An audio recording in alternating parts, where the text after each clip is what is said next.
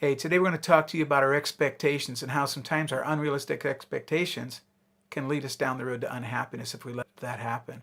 And about how I thought that I was right. Hey, I'm Mitch with Keeping the Vows, and we're all about helping people to discover and maintain a Christ-like marriage. And so let's get started.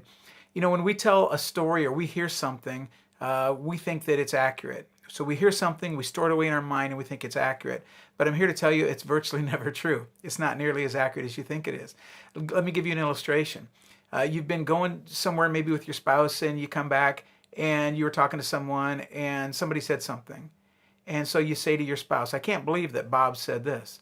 And they'll say, Bob didn't say that. Bob said this. Now, we've all had this happen, right? Now, we all heard exactly the same thing. It's just that we processed it differently and we put it away in our mind in a different way. Why do we do that? Well, it's because of our biases, our prejudices, and trying to make ourselves look good, we file it away in a way that suits us. But we think it's right. I mean, don't get me wrong. You and your spouse could hear totally different things. Both of you would pass a lie detector test. Nobody's being dishonest here. It's just the way that we do it because we're flawed. We're not as perfect as what we like to think we are, okay? As a matter of fact, one time I went into, a lady came in and her husband for marriage counseling. They were in their 50s. And you could tell she was kind of the in-charge person. And they sat down and she said, there's nothing wrong with me. Just talk to him.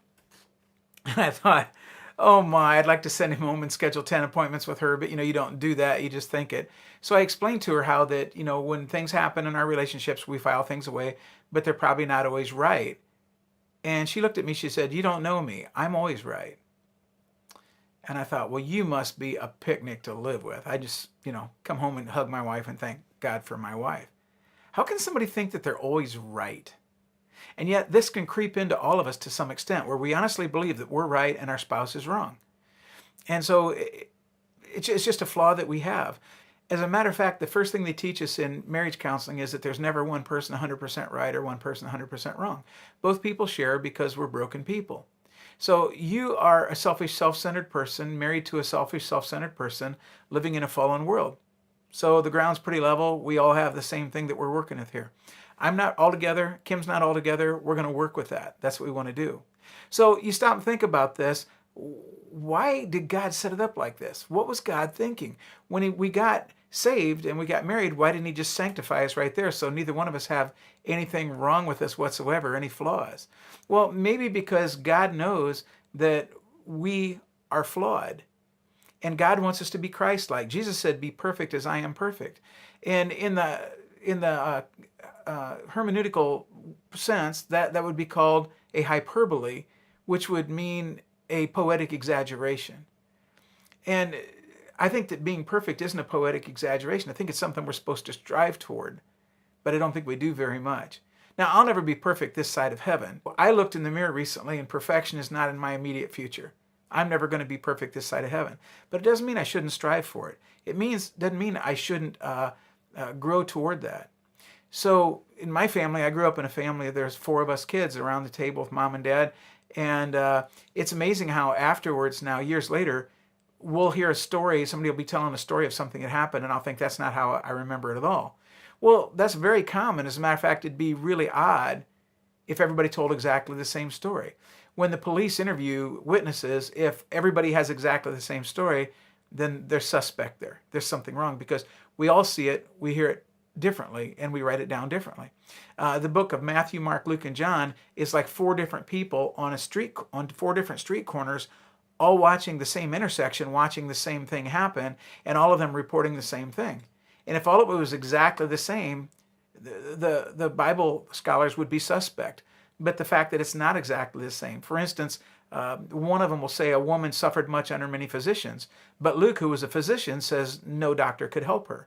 Well, he's saying it from his own vantage point because he's a doctor, and he doesn't want to say that no doctor could help her, right?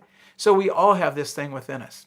So how are we to deal with this, that neither one of us pack stories away correctly? I think it comes into the category of he who's without this sin cast the first stone. In other words, I'm not accurate about everything, and Kim's not accurate about everything, so I think we need to have a little bit of grace for each other. So I've come to realize that if I'm going to have a relationship with you, if we're going to be buds, if we're going to be friends, it's going to be because you can forgive me. Because there's enough wrong with me that I'm going to have to be forgiven if we're going to be friends, okay? And it really helps me to level the playing field for Kim. In other words, if Kim and I are going to be best buds, which we are, we're one flesh, that means I'm going to be able to forgive her. If I can't forgive her, then we got a problem here, Houston. The other thing too is Jesus stretched out his arms and he forgave Kim of everything that she'd ever done. And he forgave me of everything that I've ever done. He stretched out his arms and did that. So if God can forgive me of this much, but I can't forgive Kim of this much, then I'm kind of taking the place of God. So our memories aren't always accurate. We need to remember this, and we need to make sure we forgive one another if we don't see eye to eye. Forgiveness is the hallmark of a Christian. As God is in our heart, so will our reactions come out to other people. You can't love other people if God's love isn't in your heart. You can't forgive other people if God's forgiveness isn't in your heart. So how does this come out in my life? Well, if the things that I remember about Kim and I in the past aren't probably even true, then it lowers the bar for how self-righteous I am. I don't need to be right. I just need to get along.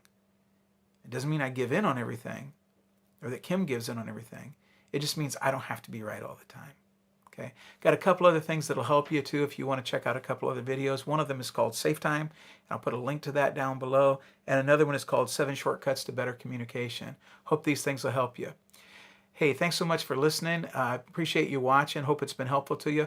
Make sure you check out our blog at keepingthevows.com. We have what we have here on the YouTube. We also have there in writing, and we have some other things too there, some help aids and things like that. Please comment or ask questions. We'd love to answer those. It's how we stay relevant as we try to answer people's questions.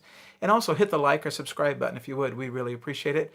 And have a great day from us here at Keeping the Vows.